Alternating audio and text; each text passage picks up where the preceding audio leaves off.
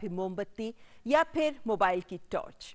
लेकिन ये सब इसलिए जरूरी है क्योंकि कोरोना के खिलाफ लड़ाई में हम सब एकजुट हैं। ये संदेश विश्व को दिया जाना बहुत जरूरी है। नमस्कार, इस कार्यक्रम में आप सबका स्वागत करते हैं। आपके साथ मैं हूं ममता चोपड़ा। लॉकडाउन का 12वां दिन और इन 12 दिनों में हम सब ने मिलकर कोशिश की है कि घरों के अंदर रहें, जो नियम है उनका पालन करें ताकि कोरोना को हम सब हरा सकें। और इसी लड़ाई को आगे बढ़ाते हुए आज की ये शाम भी अत्यंत महत्वपूर्ण है जब दियों से, रोशनी से जगमगाएगा भारत देश का आकाश।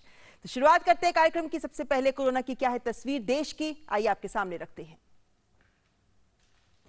कोरोना में से संक्रमित देश में 267 लोग हैं जो पूरी तरह से स्वस्थ हो गए हैं। वहीं पिछले 24 घंटों की बात करें तो 472 संक्रमण के नए मामले सामने आए, जो कल से कम हैं। भारत में कोरोना से संक्रमित एक्टिव लोगों की संख्या हो गई है 3030 और इस तरह भारत में कोरोना से प्रभावित लोगों की कुल संख्या पहुंच गई है 3374 तक। देश में पिछले 24 घंटों की बात करें तो 11 लोगों की मौत हुई है। कल 12 लोगों की मौत का आंकड़ा था 24 घंटों में। और अब तक कोरोना से प्रभावित 77 लोगों की मृत्यु हुई है। वहीं एक अहम बात यह भी है कि तबलीगी जमात के 1095 लोग 21 राज्यों में संक्रमित दिख रहे हैं और संक्रमण को जोर दे रहे हैं। ये तबलीगी जमात के लोग। देश के सभी जिलों में अब क्राइसिस मैनेजमेंट टीम बनाने की बात की जा रही है और 399 जिलों में 14,000 सेल्फ हेल्प ग्रुप्स बनाए जाएंगे जो मास्क तैयार करेंगे। देश में 28,000 रिलीफ कैंप हैं जो इस वक्त चलाए जा रहे हैं, जहां 12.5 लाख लोगों को आश्रय भी मिल रहा है। तो यह है तस्वीर इस वक्त की कोरोना को लेकर। लेकिन आइए कोरोना की सुर्खियों पर डाल लेते हैं नजर।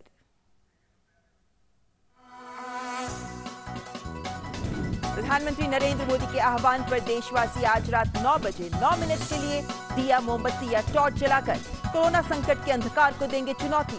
सभी लोग अपने घरों की बत्ती 9 मिनट के लिए करेंगे बंद।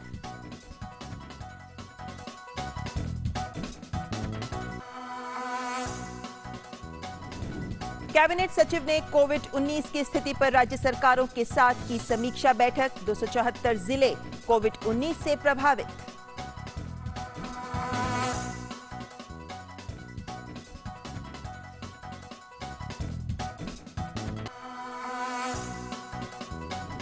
कोरोना वायरस से पीड़ित लोगों के क्लस्टर जोन्स और बड़े प्रवास केंद्रों में रैपिड एंटीबॉडी ब्लड टेस्ट बुधवार से होगा शुरू।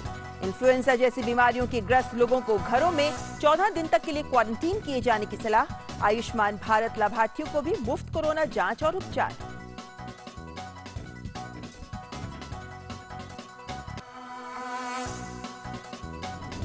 प्रधानमंत्री नरेंद्र मोदी ने फोन कर पूर्व राष्ट्रपति प्रणब मुखर्जी और प्रतिभा पाटिल से कोरोना वायरस पर की बात। पीएम ने पूर्व प्रधानमंत्री डॉक्टर मनमोहन सिंह और एचडी देवेगौड़ा से भी कोविड-19 पर की चर्चा।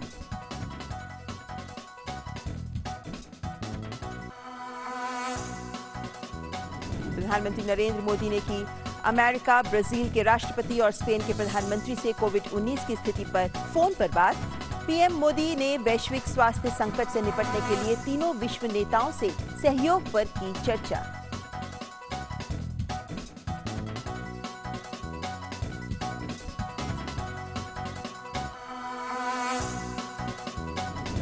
दिल्ली पुलिस की अपराध शाखा लॉकडाउन उल्लंघन के मामले की जांच के लिए पहुंची निजामुद्दीन की तबलीगी जमात के मरकज पर।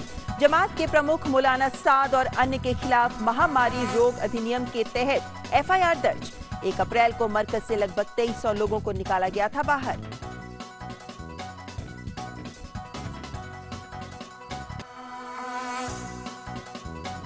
गाजियाबाद के साहिबाबाद क्षेत्र में पर्यटक वीजा मानदंडों का उल्लंघन करने के लिए तबलीगी जमात से जुड़े इंडोनेशिया के 10 नागरिकों के खिलाफ एफआईआर दर्ज। सभी को किया गया क्वारंटीन। स्थानीय गाइड और 4 अन्य के खिलाफ भी मामला दर्ज।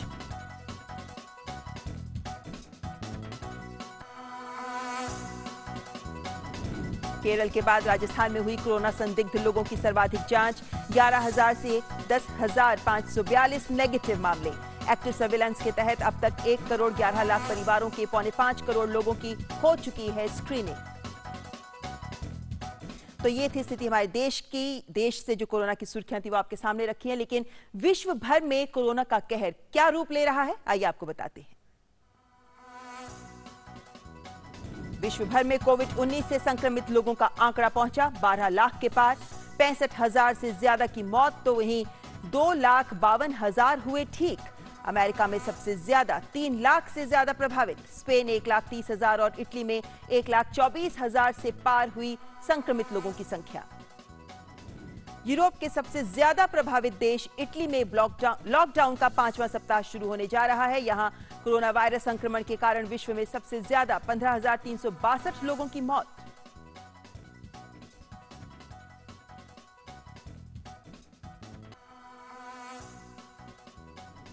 स्पेन के प्रधानमंत्री ने देश में आपातकाल को बढ़ाने का लिया फैसला। यूरोप में कोरोना वायरस के संक्रमण के सबसे ज्यादा मामले सामने आने के बाद आपातकाल को और 2 हफ्ते के लिए 25 अप्रैल तक बढ़ाया गया। संक्रमण से मौत के मामलों में इटली के बाद स्पेन में 12,318 की मौत।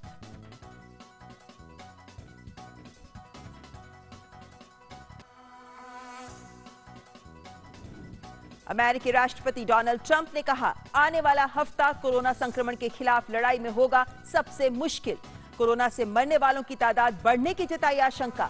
सबसे ज्यादा प्रभावित राज्यों को मेडिकल सप्लाईज का दिया आश्वासन।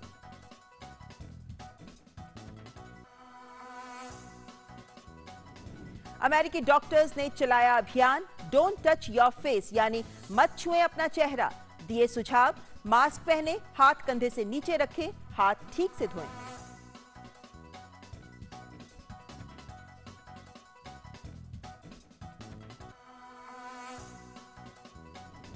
दुबई में 2 सप्ताह के लिए लॉकडाउन की घोषणा।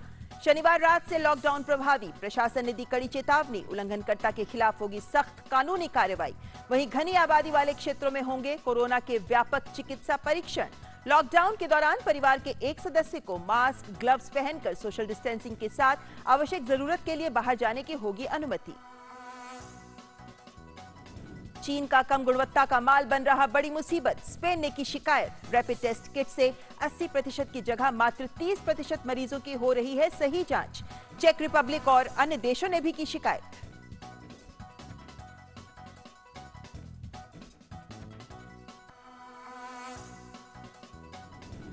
अंतर्राष्ट्रीय ओलंपिक संस्था ने टोक्यो ओलंपिक्स 1 साल तक आगे बढ़ाने के बाद क्वालिफायर्स की तारीख भी बढ़ाई। 23 जुलाई 2021 से शुरू हो रहे टोक्यो ओलंपिक्स के लिए 18 जुलाई तक बढ़ाई गई क्वालिफायर्स की तारीख।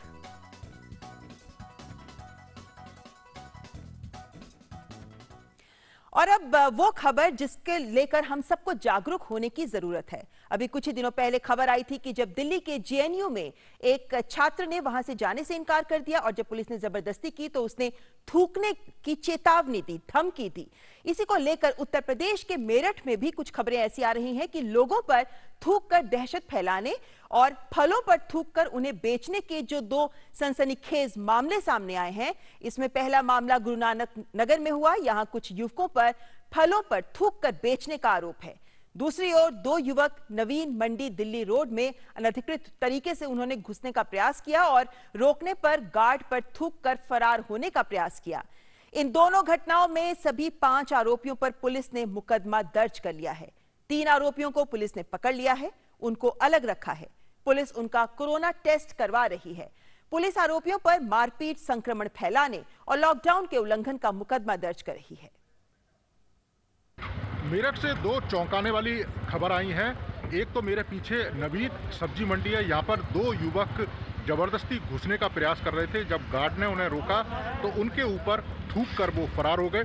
और इसके साथ ही एक यहाँ से करीब आधा किलोमीटर दूर गुरु नानक नगर है, वहाँ पर एक फल विक्रेता के ऊपर कुछ युवकों ने उनके फलों पर थूका और उसके बाद जब लोगों ने उन्हें पकड़ने की कोशिश की तो उनके ऊपर भी वो 3 लोग थूकने लगे। पुलिस ने इसमें संक्रमण फैलाने को लेकर, मारपीट करने को लेकर जो मुकदमा है वो दर्ज कर लिया है। 3 लोगों को हिरासत में लिया है और उनको अलग अलग जो जगह है वहाँ पर रखा है। और सभी लोगों का जो कोरोना जो टेस्ट है वो मेरठ की पुलिस करा रही है। Neeraj Singh, DD news, Meerut.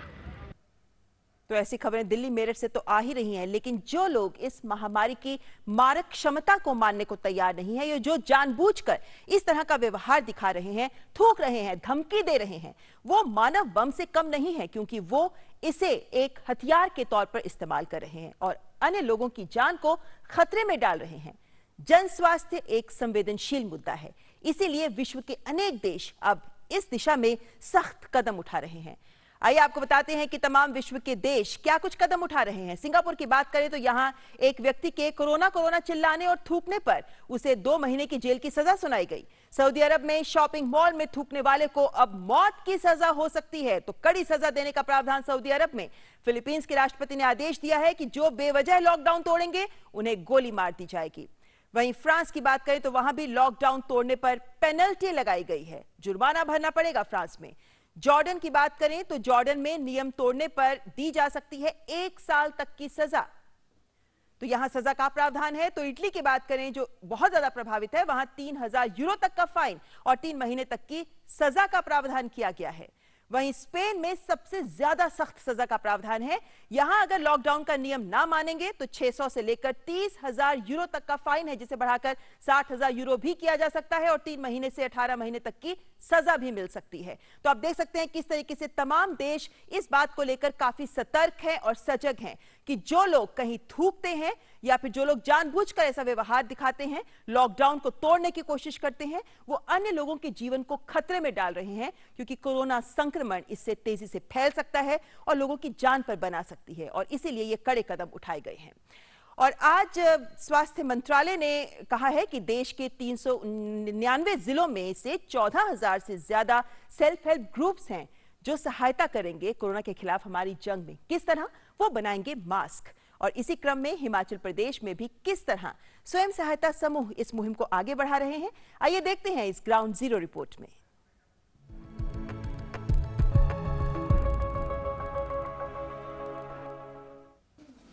हिमाचल प्रदेश में मास्क की मांग को पूरा करने के लिए राष्ट्रीय ग्रामीण आजीविका मिशन से जुड़ी स्वयंसेवी संस्थाओं ने भी कमर कस ली है। अब तक ये स्वयंसेवी संस्थाएं 1 लाख से ज्यादा मास्क बना चुकी हैं।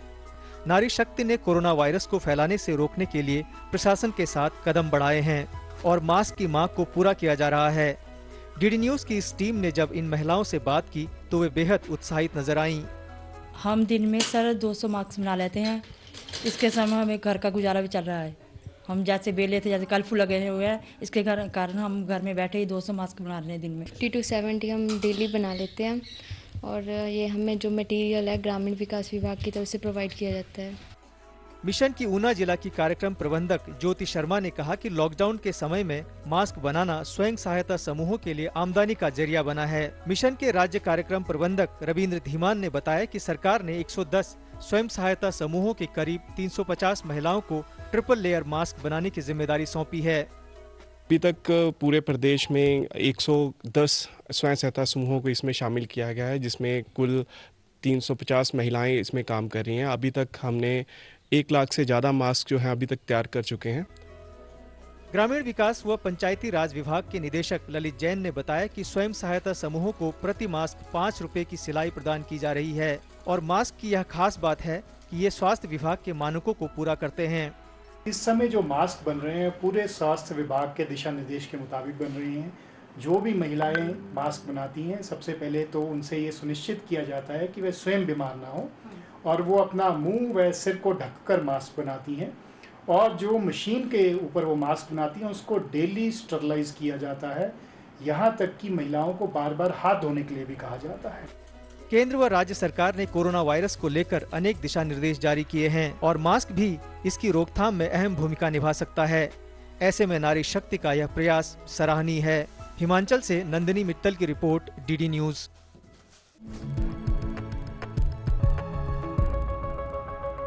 कोरोना वायरस के खिलाफ लड़ाई में सभी राज्य अपने अपने स्तर पर सक्रियता से काम कर रहे हैं। जिन राज्यों में मामले सबसे ज्यादा आ रहे हैं उनमें शामिल है महाराष्ट्र। हमारे संवाददाता शिशिर शेलार ने लिया राज्य के कोरोना के संक्रमण को लेकर तैयारियों का जायजा।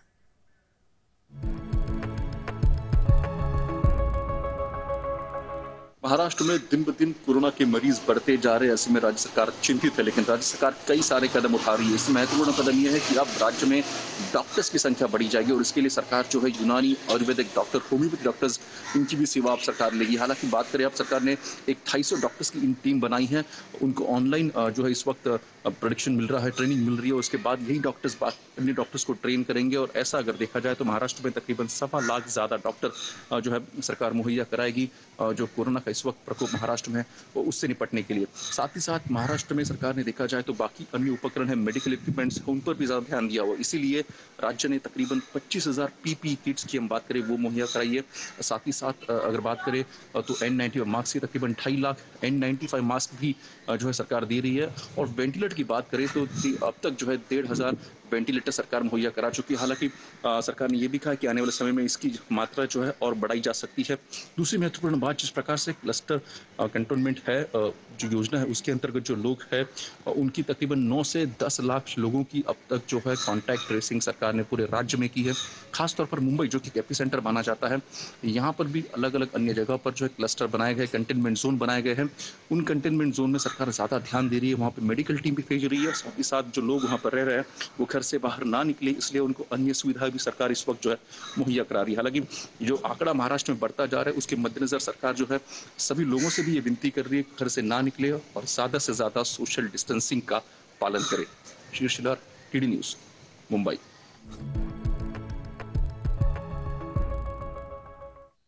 और बात बेंगलुरु की करें तो यहां पुलिस द्वारा आज शहर में मार्च पास्ट किया गया, जिसके जरिए जनता को संदेश दिया गया कि लॉकडाउन जारी है और सभी प्रतिबंधों का पालन करें। लेकिन साथ ही इसके जरिए पुलिस को भी कोरोना के संदिग्ध लोगों को कैसे हैंडल करना है, इन तरीकों के बारे में भी जागरूक किया गया।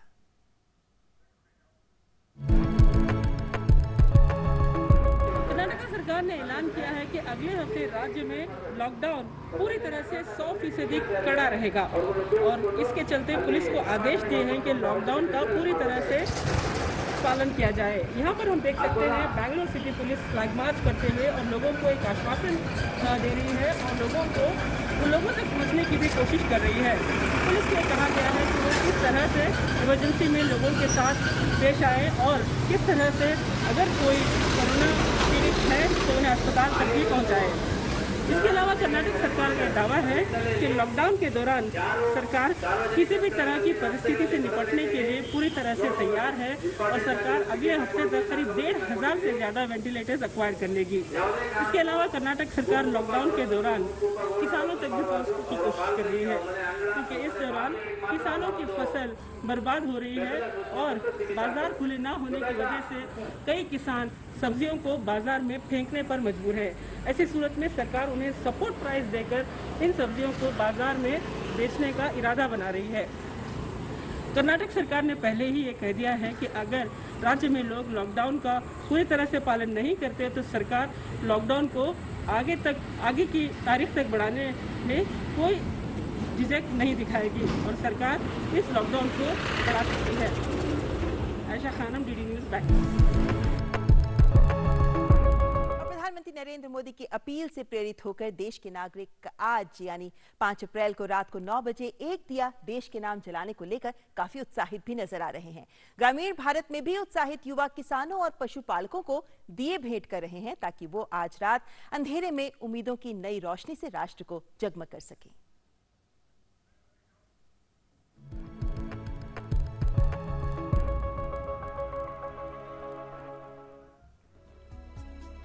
प्रधानमंत्री नरेंद्र मोदी ने देश के नागरिकों से 5 अप्रैल की रात 9 बजे दिया, मोमबत्ती या सेलफोन टॉर्च जलाने का आह्वान किया है।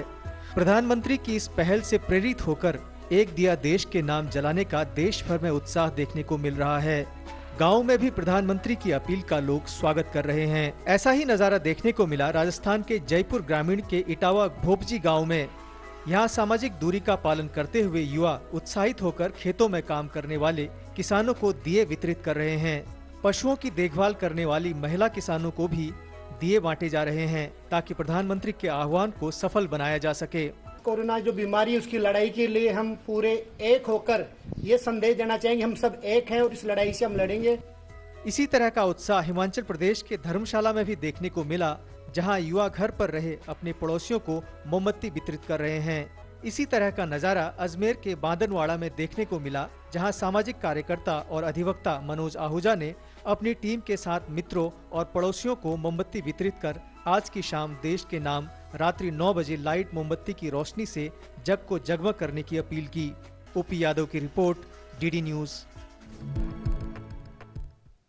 और देश के विभिन्न हिस्सों में सभी लोग उत्साहित हैं रात 9 बजे को लेकर। और हमारे साथ भी इस वक्त देश के विभिन्न हिस्सों से हमारे रिपोर्टर्स जुड़ रहे हैं ये दिखाने के लिए कि किस तरह लोग तैयारी कर रहे हैं आज रात 9 बजे के दीप जलाने को लेकर। सबसे पहले मृदुस्मिता के पास चलते हैं जो गुवाहाटी में मौजूद है। मृदुस्मिता, वहां पर किस तरीके से लोगों की प्रतिक्रिया आपके सामने आ रही है कि आज रात 9 बजे को लेकर उनकी क्या तैयारी है?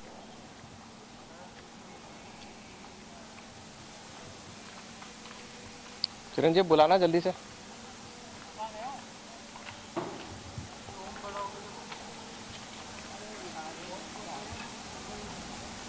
माफी चाहते हैं, मृदुस्मिता की आवाज हम तक नहीं पहुंच पा रही है, लेकिन इस वक्त रुख कर लेते हैं सबसे पहले भोपाल का, क्योंकि हमारे संवाददाता अजीत द्विवेदी इस वक्त हमारे साथ वहां से जुड़े हुए हैं। मैं थोड़ा सा बोलूंगा ना। अजीत, आपसे जानना चाहेंगे आज रात 9 बजे किस तरह लोग तैयारी कर रहे हैं कि वो दिया जलाएंगे, मोमबत्ती जलाएंगे या फिर टॉर्च? जी देखिए, सभी तरह की तैयारियां हैं। अगर भोपाल की बात की जाए तो लोग खासे उत्साहित हैं और जब 9 बजेंगे रात को तो पूरे भोपाल में अंधेरा हो जाएगा और जो दिया है, जो रोशनी है, वो दिया जो है, जो कि एक दिया पूरे अंधकार को दूर कर सकता है, उस उम्मीद रूपी दिए को लोग जलाएंगे। इसके अलावा लोग मोमबत्ती भी लगाएंगे, तमाम तरह की व्यवस्था भी लोगों ने कर रखी है। कुछ लोग टार्च जलाएंगे, जो युवा है वो मोबाइल का जो फ्लैश है उसको जलाएंगे। तो बड़ी संख्या में लोग इसके लिए तैयार हैं और काफी उत्साहित भी है, क्योंकि ये समय जो है ये एकजुटता दिखाने का है, ये समय देश हित में अपने आप को मोटिवेट करने का है। और जिस तरीके से लॉकडाउन की स्थिति है तो कहीं ना कहीं लोग एक तरीके से निराशा की स्थिति में ना जाएं, उसके लिए भी एक मोटिवेशन का काम करेगा, क्योंकि लंबे समय से पूरे देश दुनिया में हम देखते रहे कि किस तरीके से इस तरीके के आयोजन जो किए जाते रहे हैं जिससे कि लोग मोटिवेट हो, लोग आपस में एक संदेश जाए कि आप अकेले नहीं है, हम अकेले नहीं है, पूरा देश जो है हमारे साथ है, पूरा देश जो है ये कोरोना की लड़ाई में एकजुट है। और यही संदेश देने का प्रयास आज रात को 9 बजे किया जाएगा, जब बड़ी संख्या में लोग। विशाल, आपसे जानना चाहेंगे, जयपुर में मौजूद हैं आप, जयपुर में आज के इस दिए जलाने के संदेश को किस तरह आत्मसात कर रहे हैं लोग? जी ममता, मैं बताना चाहूंगा कि बहुत एक्साइटमेंट है जयपुर में और मैं कैमरामैन से कहूंगा कि वो दिखाएं। अभी 9 नहीं बजे हैं, लेकिन लोगों ने अभी से दिवाली की तरह अपने घर के बाहर दिए जलाने शुरू कर दिए हैं और वो प्रधानमंत्री की इस अपील को बहुत सीरियसली लिया है उन्होंने, क्योंकि सबको काफी डिप्रेशन सा लग रहा था, घरों में लॉकडाउन है, लोग बंद हैं और काफी परेशान से वो हो रहे थे। ऐसे में जब सब अपने घर में दिया जलाएंगे तो अंधकार जो है डिप्रेशन का, वो जाहिर सी बात है दूर होगा। इसी को लेकर लोग यहाँ पर आए हैं। आज दिवाली नहीं है, लेकिन जो कोरोना के खिलाफ हमारी जंग है उस पर जीत हासिल करने के लिए, डिप्रेशन को दूर भगाने के लिए ये लोग अपने घरों से दिए और मोमबत्तियां लेके अभी से तैयार हो रहे हैं। अभी थोड़ा वक्त है, जी, पूरा देश आज इस संदेश को ग्रहण करेगा। लेकिन इस वक्त हम गुवाहाटी का रुख करते हैं एक बार फिर। मृदुस्मिता हमारे साथ जुड़ी हुई हैं। मृदुस्मिता, गुवाहाटी में आज दिए जलाने के पीछे जो सोच है, इस सोच को लेकर गुवाहाटी के लोग क्या कह रहे हैं? जी ममता, अभी थोड़ी देर पहले मैंने काफ़ी लोगों से भी बात की थी कि उनके बीच कैसी तरह की एक्साइटमेंट है। वो काफ़ी लोग एक्साइटेड है। इनफैक्ट पूरे दिन भर वो लोग अपने बैल्कनी को या अपने बरांडों को वो साफ कर रहे हैं वहाँ पे, क्योंकि वो लोग एक नहीं तो एक दिया जलाएंगे, कैंडल जलाएंगे सॉलिडारिटी की वजह से। और ये लोगों में भी काफ़ी उत्साह है। और अभी थोड़ी देर पहले इनफैक्ट सीएम सर्बानंद सोनोवाल ने उन्होंने भी सबको अर्ज किया है कि ये जो बहुत एक अच्छा इनिशिएटिव है, लोगों को बाहर आके अपने घरों में ही जो दिया जलाए, फ्लैशलाइट जलाए अपने फोन का, या जैसे भी अपने तरीके से इस जो ये मुहिम है जो प्राइम मिनिस्टर मोदी ने इस बात को लेकर संदेश दिया गया मुख्यमंत्री के द्वारा भी। धन्यवाद मृदुस्मिता। लेकिन इस वक्त हम बेंगलुरु का रुख करते हैं। आयशा खान हमारे साथ जुड़ी हुई हैं। आयशा, बेंगलुरु में किस तरह लोग इस दिए जलाने की प्रक्रिया के लिए अपने आप को तैयार कर रहे हैं? जी देखिए, बेंगलोर के लोगों के लिए दिया जलाना रोज की बात है और आज के दिन उनके लिए बहुत ही खास है, क्योंकि जिस तरह से प्रधानमंत्री नरेंद्र मोदी ने कहा है कि आज तमाम लोग, पूरा देश मिलकर दिया जलाएगा और पूरा देश एक संदेश भेजेगा कि जिस तरह से कोरोना की वजह से अंधकार छा रहा है, लोगों के दिमाग में, लोगों के मन में जो डर खौफ है, वो दिए कि एक लौ से रोशनी के जरिए इस अंधकार को दूर किया जाए। तो लोगों तक ये संदेश पहुंचा है और लगातार सुबह से लोग अपने अपने घरों में दिया जलाने के लिए तैयारियां शुरू कर चुके हैं। देखिए, कर्नाटक में कन्नड़ा दीप कहते हैं, यानी हर शुभ काम के लिए दिया जलाते हैं और उसे कन्नड़ा दीपा कहते हैं। तो कर्नाटक के लोगों के लिए नई बात सकते हैं कि आज एक बार फिर रात को दिया जलाकर जिस अंधकार की बात कर रहे हैं उस अंधकार को हटाकर प्रकाश की ओर पूरा देश रुख करेगा, क्योंकि सारा देश सामूहिक एकजुटता का परिचय देगा इस दिए जलाने को लेकर। बहुत बहुत शुक्रिया आयशा आपका, मृदुस्मिता, विशाल और अजीत आपका हमारे साथ जुड़ने के लिए। मशहूर गायिका आशा भोसले ने देशवासियों से कोरोना वायरस से निपटने के लिए कम से कम 100 रुपए पीएम केयर्स फंड में दान करने की अपील की है। आइए सुनते हैं।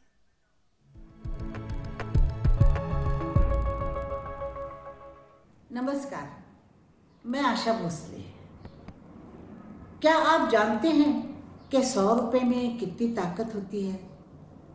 हम 130 करोड़ हिंदुस्तानी हैं और अगर हर एक नागरिक केवल 100 रुपए पीएम केयर्स फंड में जमा करे तो वो 13,000 करोड़ बन जाते हैं। अगर आप 100 से ज़्यादा देना चाहे तो ज़रूर दीजिएगा। ये पैसे कोरोना वायरस की लड़ाई में काम आएंगे। आओ दोस्तों, तुम्हें दिखाएं झांकी हिंदुस्तान की, इस मिट्टी से तिलक करो, ये धरती है बलिदान की। मैं आपसे 100 रुपए का बलिदान नहीं, जीवन दान मांग रही हूँ। धन्यवाद। जय हिंद। तो आशा ताई का देशवासियों से प्यार भरा आह्वान। आज के इस कार्यक्रम में बस इतना ही, लेकिन जाते जाते आपको बता दें कि जब आप रात को दिए जलाएं या मोमबत्ती जलाएं तो फिर हाथ में सैनिटाइजर कतई ना लगाएं, क्योंकि इससे आपके हाथ में आग लग सकती है। लेकिन आज की शाम के दिए जलाने को लेकर कई लोगों ने कई इंटरेस्टिंग वीडियोस भी बनाए हैं, कई बड़े मधुर गीत भी बनाए हैं। ऐसे गीत के साथ हम आपको छोड़े जा रहे हैं। हमारी पूरी टीम को दीजिए इजाजत। नमस्कार। रविवार को सब अपने अपने घर के खिड़की दरवाजे या बालकनी में आके खड़े होना। रात को ठीक 9 बजे 9 मिनट के लिए दियों को जलाना, रोशन करना हर कोना।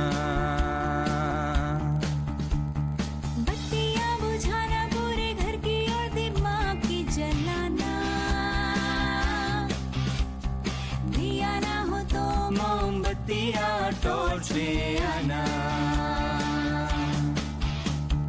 वो भी ना हो तो अपने फोन का फ्लैश चलाना। लेकिन गलती से भी सड़कों पे ना जाना। देश की और हम सब की लड़ाई में घर पे ही रह के